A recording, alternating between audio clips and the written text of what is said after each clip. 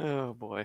Well, hello, everybody. See, this is the danger of enjoying what you do and enjoying the people that you encounter and work with, because we were so busy having a good time that I didn't notice it was time to go live. So I think we're on time, though. I think we made it. So welcome everybody to another episode of Self-Publishing Insiders with Drafted Digital, and this is a special episode. This is a super special episode. First up, we have our wonderful guest, TJ Mackay, who is so I have you down as founder and publisher of InDtale magazine. Is that right? That is right. I got it right You're the first correct. try, as if I were reading it directly from your LinkedIn profile. We also have, for the first time on the show, Jim Azevedo, who is he's heading our communications, corporate communications, which is a fancy way of saying PR. So he joined the team recently. We're going to do a future episode with Jim and another new addition to the team, Lexi, who is running our social media. You've met Alexis before, so we're going to do all that later. But for now, we're going to talk with our new good friend, TJ Mackay. Welcome to the show, TJ. I am so excited to be here. Thank you for letting me visit with you. Oh, absolutely. And you mentioned, by the way, that you were good at interviewing, so. Not interviewee. I love to interview.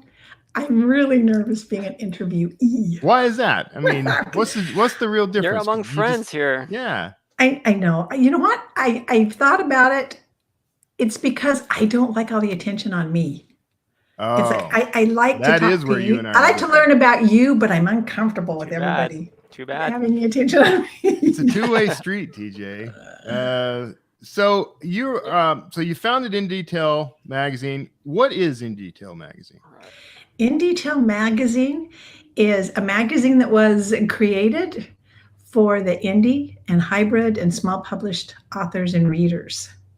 Okay. We created it at a time when there really wasn't anything at all for them, but everything was booming. And so that's what I created. It grew into a worldwide wonderful magazine that helps readers and authors that like indie and small published books.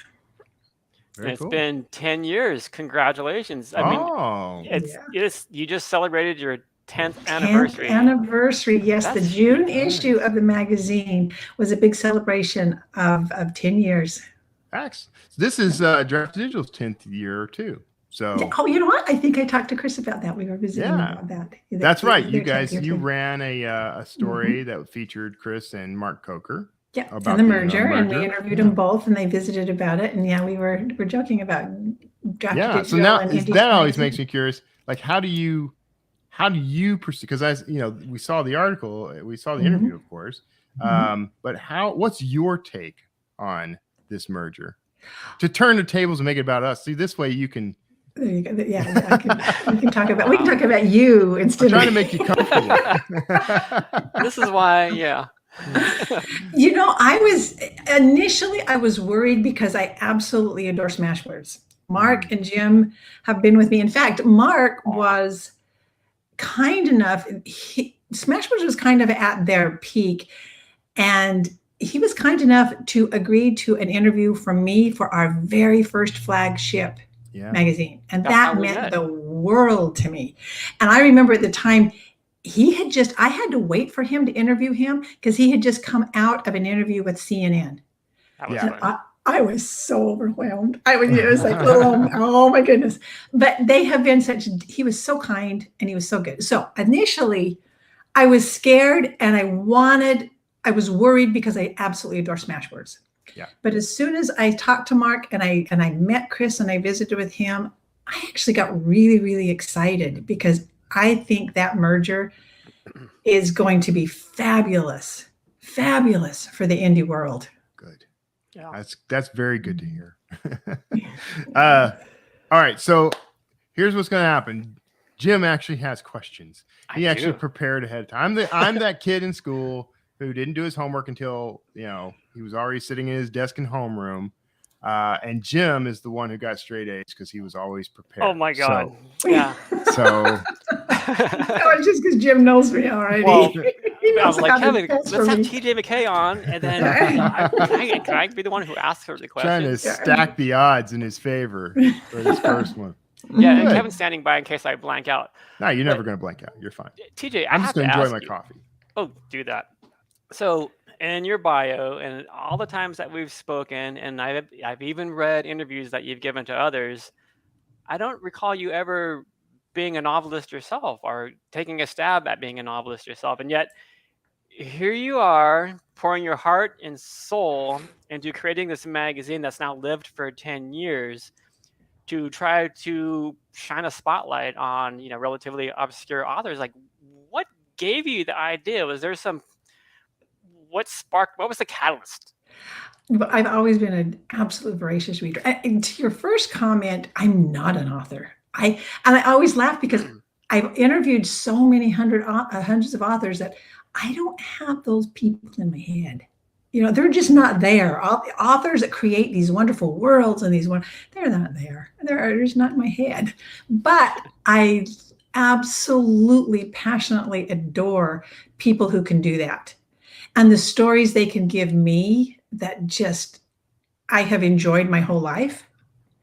And going back to what the idea for the magazine came about because of that, basically. Mm-hmm. But it was right at the time, 10 years ago, it was about 11 years ago. And Kindle was just exploded and indie publishing was just, wow, it was this new thing and everybody was publishing. And at the time I was working as a professional reviewer for a traditional magazine. And I had just so many indie authors contacting me personally and just saying, could you review my book? I can't get anybody to review mine. Could you help me? Because there's no way, I can't find anybody that will help me as an indie author. And small publishers were doing the same thing. And right at that same time, a very dear friend of mine, I got a phone call. I remember it so vividly. It was right around Christmas time. She had just hit the first indie romance writer to have hit the New York Times bestsellers list. And we were just so thrilled. And we were on the phone. This is so cool. And she just made this comment in passing that said, oh my gosh, TJ, this is what you ought to do. You ought to create a magazine or something for all of this industry. There's nothing out there. And as I say, it's amazing what you can do when you're too stupid to know any better. Well, as Kevin likes to say, challenge accepted. Exactly. Yes. But that was the basis. 5/3 of my successes come from me not knowing any better. Right. Yes, you have no idea what you're getting yourself into. But I thought, oh my goodness, that is a perfect idea. I could do that. Okay, but like any good entrepreneurial story, it almost didn't happen, right? Like when you, I don't know if I should have told you that. It leads to the intrigue. We're getting the inside dirt. Yeah, you're getting the inside dirt.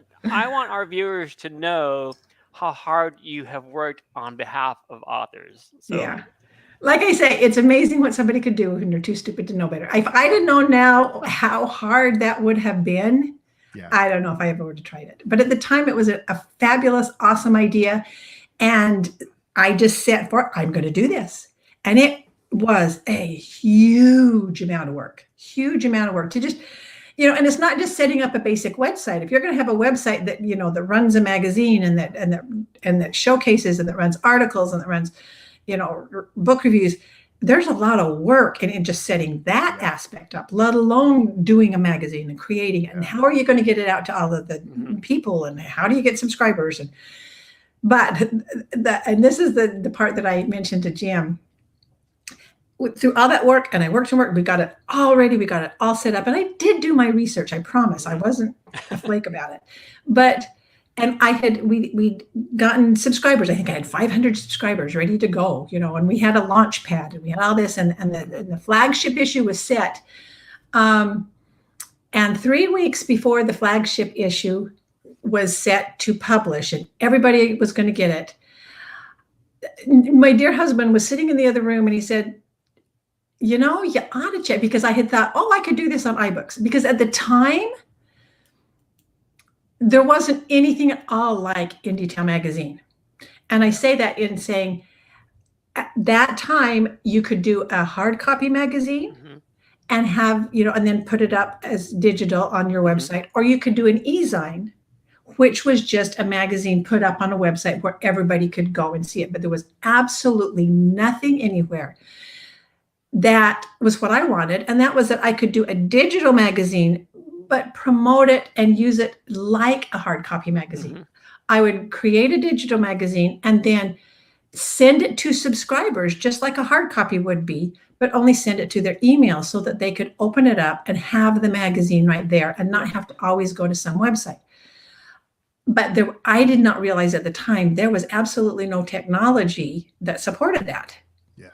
So it took me up, and I researched and found iBooks. Oh, I could do it in iBooks. That's not a big deal. And it was 3 weeks before the launch that question was, you ought to check with Apple. They look like they're really kind of not good about sharing. And I thought, oh goodness, that's no big deal. Just because I created there, I could. So I made a trip up to the Apple store, and sure enough, they said, oh no, we're very proprietary. Apple's very proprietary. You will only be able to send it to Mac and Apple users. You won't be able to send it to anybody that has an HP. And what do you do? Oh my goodness. I says, well, what can I do? What can I? And we sat, literally the sweet people in the Apple store sat and tried to help me find a workaround for that somehow, and never could. And finally, this sweet college kid working at the Apple store said, I don't know what to tell you. I guess you go buy a few magazines and you're going to have to do it yourself. Oh boy. So, and this is what I told Jim. I literally came home that day, sat down and cried my eyes out, cried and prayed and cried and prayed and cried and prayed. What am I going to do? I just sat and bawled until my eyes were swollen and my nose was red. And then I got up and I walked into my computer and sat down and pulled up in Word a blank piece of paper and said, well, I guess I'm going to figure out how to make a magazine. And you did. And you did. And that's how I did. And I'm still doing it that way to this day. And right now there's all kinds of templates and there's all kinds of, suites and things that you can use to create a magazine. Yeah. But because of that, I just got used to just doing it on my own. Trailblazer. Yeah, there you go. That's that's the story. It was not easy. People looking at like so many things. People looking at things now and see, this would be easy. They've got so many places that you can get templates and that you can publish magazines. Yeah. But they don't realize us old guys, us old pioneers, and before they ever, when it was just coming into the digital age. Do you ever think about changing how you do it? Or you ever think about, upgrading or going a new way? We've upgraded enough that we are in, we've just upgraded to the point that we put it into a suite that is a better one than we had originally. We had real basics originally. Yeah. But I'd have to learn how to do InDesign, and I'd have to go back to school. So I haven't yet. I'm still doing it myself. Yeah. I will have to, because at some point somebody else is going to have to do it. I'm not going to be doing it forever. So yeah. TJ, you mentioned some of the promotional stuff that the magazine offers for authors. Can you talk a little bit more about that? That's what I hear about the most from authors. Like, oh, InDtale magazine has these different things that we can do to help us get the word out, whether it's advertising or the book reviews. I want to talk more about that especially. But what else does the magazine offer for authors? Well, and that was because that was the whole reason I started the magazine, was to help authors that didn't have all the help and all the knowledge to begin with. And at the time, that was every author that wasn't traditionally published. Yeah. And so that was our focus. It still is our focus, along with readers. So InDtale magazine, we try to balance it really well because we want to bring readers in to learn about the authors and to learn about their books. So we always have, a really big name feature author. We have fun articles that are entertaining and educational for both authors and readers. Mm-hmm. But we also always include how-to things, how to do this, how do you get this out, articles every single month. And they are really, really good. If authors read those, man, we've got some fabulous people that we pull in You do. to teach them, how to do a good cover, how to format something so that it works and so that it flows, and how to, how to create a story that's going to be a good story instead of just an okay story. So those are always included in every magazine too, as well as, like you said, advertising in the magazine. We have flyers. We have lots of ways that we promote authors that way too. Okay. And the book reviews. The book reviews. You guys do a ton of reviews. How many reviews do you do a month? We do, in a regular issue, up to 100 a month. Wow. Yeah, we've got 25 professional book reviewers on staff right now. So that's reading 4 books each month. Oh yeah. Wow. Oh yeah. So and audiobooks, and it's across genres. There's lots and lots of genres that we review. It has to be fiction. Yeah. And there has to be just an element. It doesn't have to be. It's not most of them. Many of them are not romance, but there has to be a relationship aspect in it. Okay. And those are the only requirements. It can be pretty much any genre whatsoever. Well, there's a couple. We don't go into the real mainstream. Any mainstream genres. Okay. Yeah. Okay. So how does an author go about submitting a book for review? You just pop over to our website, InDtale.com, and there's up in the top there is submit a book for review. They click on that and fill out the forms, upload the thing, and you're good to go. Is there a cost to this? There is not and this is where some people get a little confused. There is no cost for the review. There is a $20 service charge to put to cover the cost of us getting it formatted and into the magazine and all of the bylinks, because we attach bylinks for every book that we review, so somebody can just click and go learn more about the book or buy the book if they want. Yeah. So there is a $20 charge that covers those costs that we have to put it into the magazine and attach bylinks. But for the review itself, we do not charge. It is not pay for play. It is not a pay, no.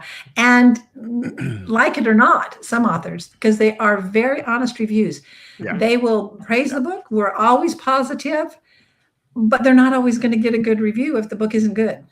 Yeah, that is something to keep in mind, because honesty sometimes stings. Yeah. And I know a lot of authors, and that's why I think it's important that you're pointing out that this isn't pay to play. That $20 is not to place my book, so that doesn't entitle you to anything. You're not necessarily going to get a perfect review. Yeah, that's good to know.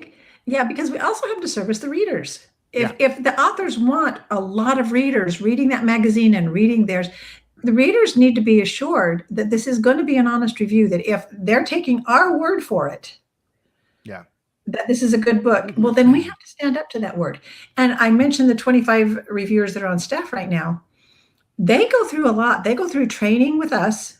We have a sheet that they have to fill out on every single book, because it also needs to be consistent across reviewers. Mm-hmm. We can't do it just because I like this book. There has to be criteria, how well is it written, and are the characters developed, and all of these things that the reviewers are trained in and have to check off on every book they read. Yeah. So that it can be consistent, and so that readers really do or can be comfortable knowing and trusting us with that. So authors need to understand that. Yeah. Excellent. Before we get to the next question, real quick, I just want to tell everybody, if you haven't seen it on screen, I also dropped it in the comments. For those of you listening at home right now, you want to go to InDtale.com. That's InDtale.com. And if you're here live, you can actually just click on the link right there in the comments. And I also want to say, make sure you're asking your questions in the comments. We can get to those in a little bit too. So, Jim, speaking of questions, do you have any more questions? It's weird. I actually do have some additional questions. So we've all learned already that, launching a magazine that's lived for 10 years is a piece of cake. It's totally easy. Anybody can do it. Yes. So since you had so much time on your hands, you also decided to create an awards program for indie authors called, is it the Rones or is it the Ronies? Yeah. Okay. People call it both, but I guess Rones. It's the Rone. Yeah. All right. The So Roan. tell us about that. Like, how did that idea come to fruition? And how do authors submit for the Roan? When are they announced? All that kind of stuff. The Roan Awards, it stands for Reward of Novel Excellence. Okay. So that's where the Roan comes Love from. it. That actually came not long after we launched the magazine.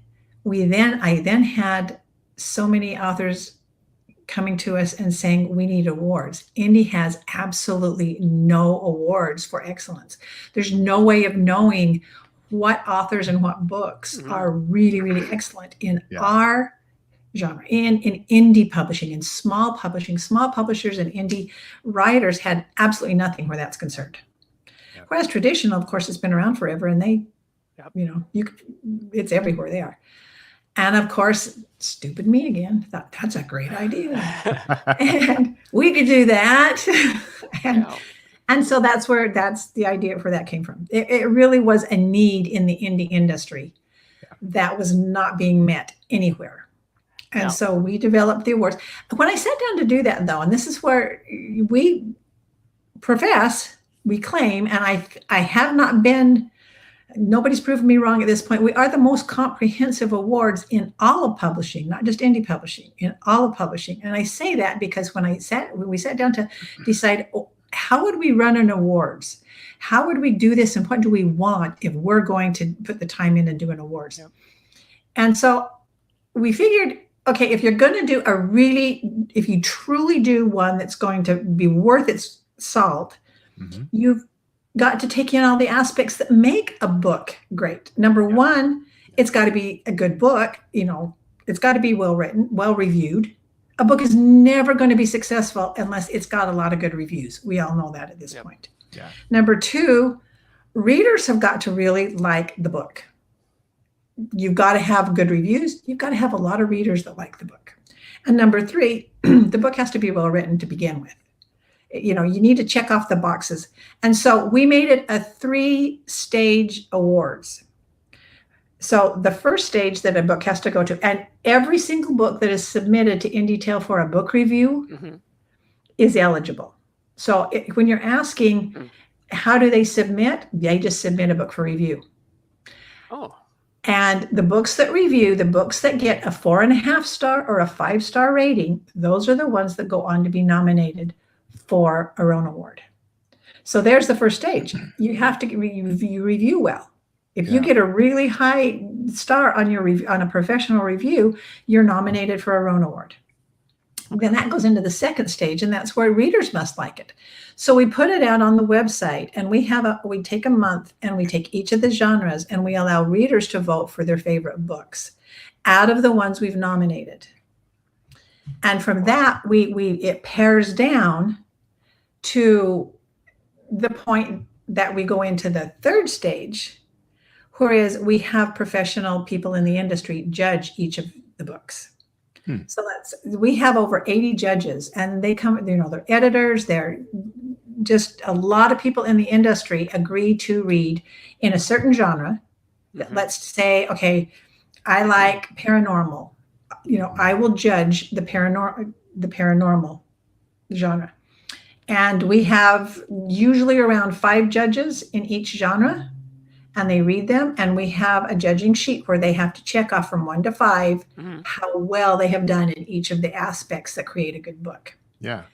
And from there, the highest rated, we combine those judges' scores, and that's how we get whoever wins the Roan Award. So it is very comprehensive. I don't think there's another area in any of the publishing industry that goes to that much work. It seems like it's almost more rigorous than contests I've entered in like the traditional realm.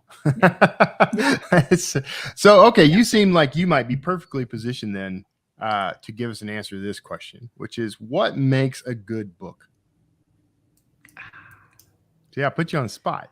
That wasn't on the list, Kevin. A great that story. wasn't on the list. I'm sorry, TJ. I would say in one sentence, a great story, well written.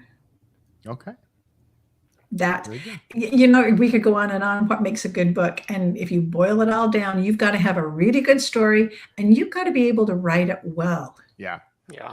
Yeah. And before we move away from the Rona Awards, you do the same thing for cover images, right? Yeah. They go through the same process for cover images. Yeah, cover images are part of the Rona Awards.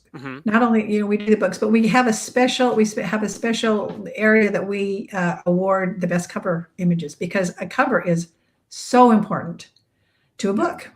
And there's a lot. That's another thing, that graphic designers don't get enough credit.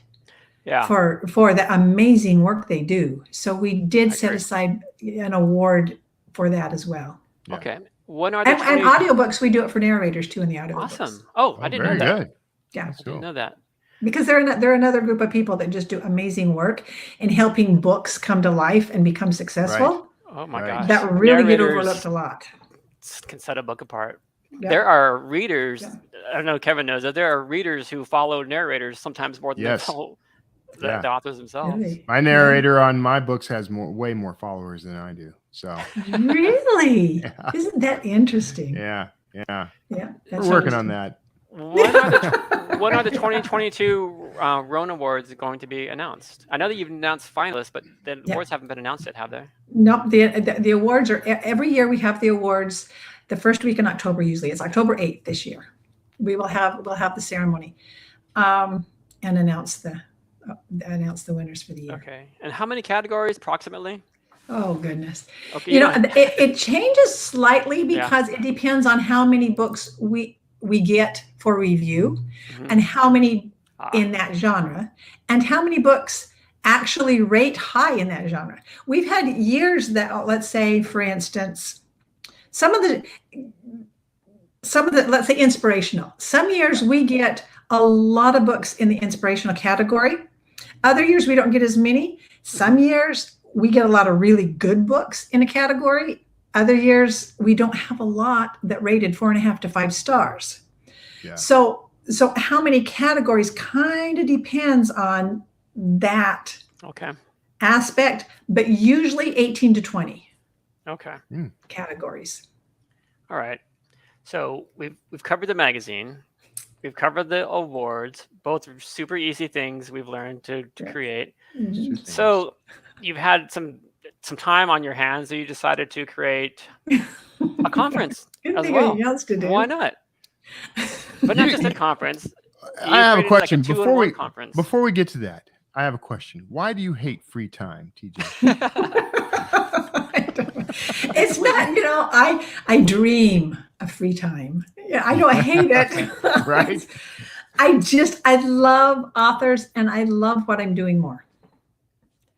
I would truly so. It is a passion. Yeah. I really sincerely, from the bottom of my heart, want to help authors, bless readers like me.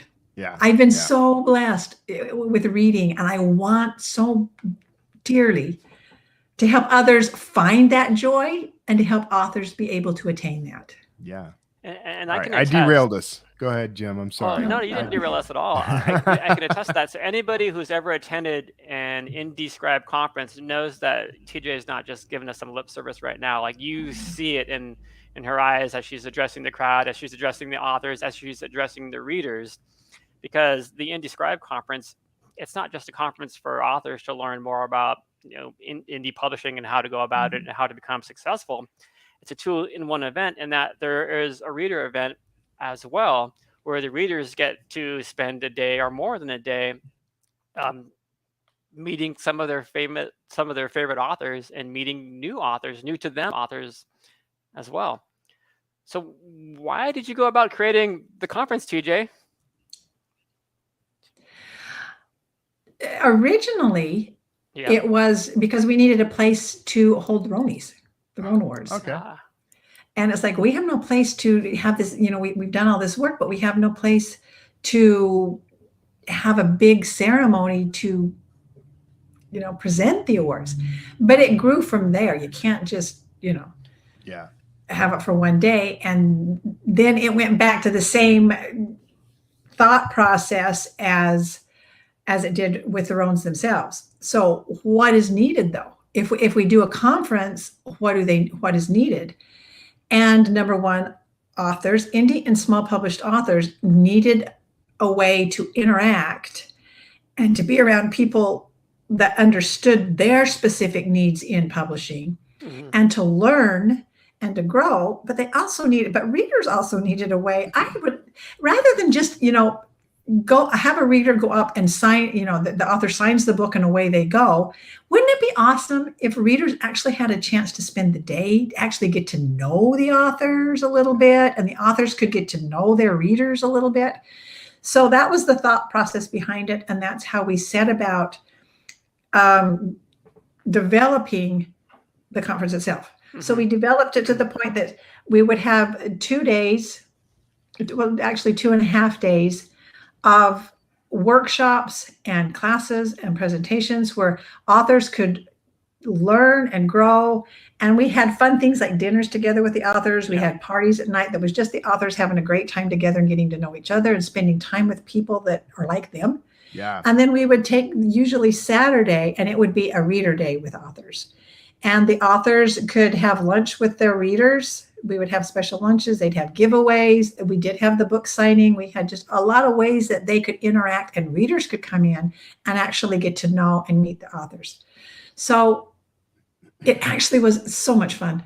And I can't tell you how many times while there, and you probably heard it too, Jim, is this, all the authors were like, oh my goodness, I found my tribe. I found people like me. Yes. I found people who understand me. Yeah. And it was and for my staff, all of the staff, without exception, it got to be, that was kind of their reward for all the hard work, because we work for peanuts, folks. Yes. We're helping authors that don't have a lot of money. Right. And the only way we get money is through advertising. So put those two together and you can see Yes. it's not a lucrative business. Truly a labor of love. Yes, it's a labor of love. And so the conference became for our staff their reward, because they could go there and see how much good they were doing. Right. And how wonderful and how grateful the authors were for the opportunity and for the things that were provided, that kept us going the whole next year. Yeah. Yeah. I love that. So it's been wonderful. Yeah. That's good. I'm sorry, Jim. You have questions. Oh, no, I was just going to say, like, it wasn't uncommon to just be walking down the hallway and see like a New York Times bestselling indie author sitting on the floor with, 3, 4, or 5 aspiring authors who hadn't released their first novel yet, taking notes as they're speaking to this established author. Yeah. Holding And wasn't court. that cool? Yeah, it was really cool, Kevin. I've never seen it, and I've gone to a lot of conferences. I've never seen it like that before, because it really was an intermingling and a working together. I No, remember, typically that high name guest, as soon as they're done, like they're out. Like you don't see them at the rest of the conference. They're probably on a plane, and so that's pretty cool. I agree, and that's been my experience too, until InDescribe. And I saw, in fact, and I'll shout her out. Rebekah Forster sat for 3 hours after her classes. She did a class. She would do classes on how to do good blurbs. Yep. And individually work through an author's blurbs to help them improve individually for hours afterwards. And it was so very cool. We love Rebekah. it was amazing. And she writes thrillers, Kevin. Does she really? Yeah. Wow. She does. Yeah. We may have to chat. Yeah. So what's going on with the conference? Are you bringing it back? Well, we're really hoping to bring it back. Yeah. COVID killed so much. Oh yeah. It really did. Yeah. We tried, and the last 2 years we have tried to bring it back. Both years. So hard. We set it up. We got our presenters. We marketed and advertised, and then both years one was the end of July, one was in August, and remember, it's the first week in October. Yep. Yeah. That we had to cancel, and it was awful. Yeah. I mean, it just broke our hearts. It came back and they're shutting everything down again, or and it was, and even last year we had it set up, and so this year, sadly enough, I'm a little gun shy. I We lost a lot of money the last 2 years trying to get us up. This year, we said, okay, this year we're doing it like we did the last 2 years, and I'm so disappointed because it isn't the same. And I will be the first to admit. I've thought about this a lot in the past 2 years. maybe you and I can work on this. We need to figure out how to create the pop-up conference, you know, so that, because that's what's happened to a lot of these conferences is, you know, it's like you're right at the edge of the rug, you're about to step off, and then yank, you know, they pull the whole thing. So we need to figure out, you and I, TJ, how to create the world's first pop-up conference. Concert. Yes, a conference. I think I would love that, Kevin. We could do it. So here's the deal. We're both currently too stupid to know that that's not possible. So let's just do it. We know from your track record that that's how you succeed.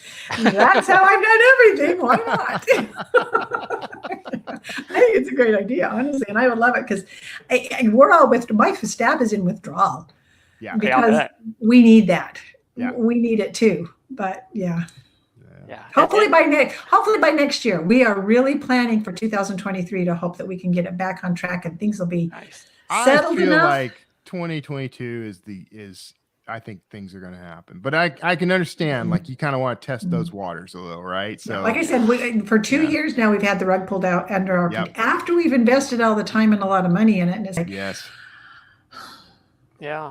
I need to wait and see. Considering a cruise, like a conference cruise, right? That's what we tried last year because there was still so many regulations with, you know, hotels and everything. You couldn't get into a hotel decent. What you need is a series of hermetically sealed bubbles, and everybody has their own. And then it's and we've learned that COVID on cruises, they don't really mix well. Yeah. But for 2023, maybe that's the year. That's what we're shooting for. That is what we're shooting for. Count us in for that. Cross our fingers. Yeah. So one of my final questions is, do we still have time, Kevin, before we have some time, and then I have at least one question from the viewers. So okay, Kevin, you must have some questions. You must. I got lots of questions, but I'm kind of trying to let Jim. So I will dominate this interview if I start asking questions. I'm trying to let Jim have some runway here. Go ahead, Jim. My final question is, what does TJ stand for? I'm thinking like maybe totally jubilant or totally juvenile. What are you doing? Totally juvenile, totally jubilant. Should we run a poll first and let everybody? There's a good marketing ploy. I didn't think of that one. I gotta do better in this stuff, man. No, it's my initials. I just used my initials. My name's Tammy, and TJ was just my initials. Gosh, not an exciting story after all that long. Okay, listen, that's it. So you and I will get together, and that's the other thing we'll work on is a backstory that is much more. We can see you can create. You've got the peoples. That's right. In the head, you know, you can create a great backstory. Having, you know, being an author is the only time in your life where having peoples in your head is actually something you're not treated for. So yeah. You do something wonderful with it, which I think is amazing. Thank you. So, and Jim, did you have a follow-up on that? No. Okay, so we have a couple of, I got one question and one comment. And I have a feeling that we know this person. Maybe I don't know this person, but I have a feeling you may know this person, gauging by other comments. But Ellen on YouTube asks, on average, what % of books reviewed by InDtale receive a crowned heart review, 4.5 or 5 stars? That's a very good question because we've just revamped. We were getting to the point that our reviewers were loving so many books, we had to kind of tighten it up a bit. And so usually around the 25% mark. Yeah. It had gotten there for a while. Last year, it grew to kind of 35 to 40. And it's like, okay, there is no way in this world, folks. We actually did have a staff meeting, and I sat down and had to talk to the reviewers and said, there is no way in this world that 40% of every book that comes out is a 4.5 or 5 star book. Yeah. You know, what's going on here? And they were just like, wow, there's just so many good stories. And it's like, okay, but you got those judging sheets. We got to revamp this. So we switched it. And our rule up to that time was it's take a 5 star and then go down for everything that you're not, you know, that you can see isn't working. Yeah. And we revamped it and said, no, that's really not accurate if you're really going to get into it. Most books, we need to take the medium book is a 3 to 3.5 star. A good book is a 3.5 star. Okay. And so we revamped and we did our way of judging the books and went to a 3.5 star. 3.5 star is a good book. And anything that makes it wow increases it. Anything that puts it below, it wasn't, that it decreased it. And that changed it. And it brought it back down to about 20 to 25%. So in answer to your question, Ellen, about 20 to 25%. That's good. That's a good answer. That's a specific answer I would not have been able to give. This is a comment. Oh, sorry. One quick comment, and then I gotta run something before we forget about it. But so I'm going to say that this is Natalie, and forgive me, Natalie, or Nathalie. I don't know, but if I'm wrong, I'm sorry. You should copy the gaming industry who created a virtual version of their in-person cons, so it would be Indigo Virtual as its name. So there you go. And I know what you're talking about. That's the like having the kind of like, I don't know if anybody remembers Second Life was that sort of game where you could create an avatar and you could all interact with each other in a virtual world kind of thing. Something kind of like that. Well, I think, isn't it the head of Facebook is trying to do that also? Yeah, Meta. Meta, bring it into a Second Life kind of thing. Wouldn't that be interesting? Yeah. We'll see how that goes. I'm not scary. I'm not so sure I trust the people who brought us Facebook with that sort of thing. Yeah. Real quick, I don't want to. We're going to come back in a second and wrap up, but I want to run this because we are D2D Print. As a lot of people know, has been in beta for a while now. But we're getting really close, really close to that no longer being the case and just going full blown with it. I've been using it since we launched it. It is a full blown, fully functional, fully working service that I love. And it is just getting better all the time. But instead of me going on and on about it, here's a quick spot, 30 seconds of your time, I promise. So take a watch and we'll be back right after. Ebooks are great, but there's just something about having your words in print. Something you can hold in your hands, put on a shelf, sign for a reader. That's why we created D2D Print, a print-on-demand service that was built for you. We have free, beautiful templates to give your book a pro look, and we can even convert your ebook cover into a full wraparound cover for print. So many options for you and your books. And you can get started right now when you sign up at draftedigital.com/print beta. Wasn't that awesome? That guy sounds so cool. I'm always riveted when I hear him speak. So yes, if you are interested in joining the print beta, we've got spots open waiting for you, and we've been adding people very quickly, usually within just a few days now.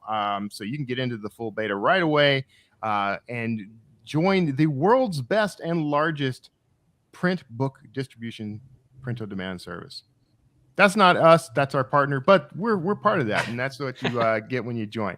So any other questions, Jim, before, you got the list. I don't want to step on your toes. I've run through all my questions, but TJ, I just wanted to ask you, do you have any more plans for the magazine, the awards, or the conference that you want to tell viewers about that we haven't discussed yet? Oh goodness, you've been very thorough, Jim. You've been wonderful. My plans are we just want to take it. We want it bigger. We want to access more. We want to help more authors. We want more readers to be able to find the books that they want. So that's our goal. Awesome. Grow. Excellent.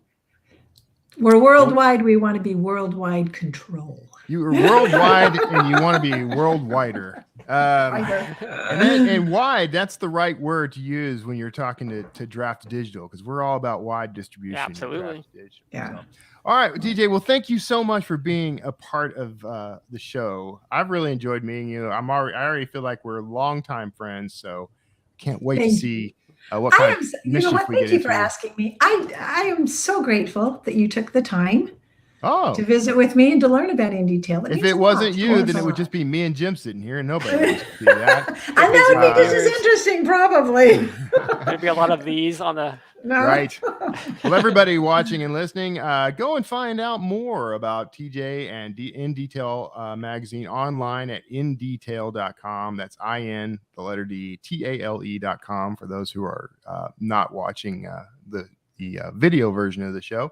Go and check that out, and we really appreciate it. And of course, thank you for being a part of the Self-Publishing Insiders. Make sure you like and subscribe everywhere fine podcasts are sold, including YouTube and Facebook. If you go to our pages there, it's /draft2digital. That's the easy way to remember. Just type in any URL /draft2digital. I think there's like a 50-50 chance you're going to find us. And that is fantastic. Thank you for being a part of it. Make sure you bookmark d2dlive.com. And that's going to wrap us up for this week's episode of Self-Publishing Insiders. TJ, Mackay, thank you again. Thanks, TJ. Jim Azevedo, you did a stellar job, sir. Thank you for running the show this time around. Thanks for allowing me on. Everybody else, we are really thrilled that you're here. Can't wait to see you next time. Take care of yourselves, and next week. Goodbye. Bye all.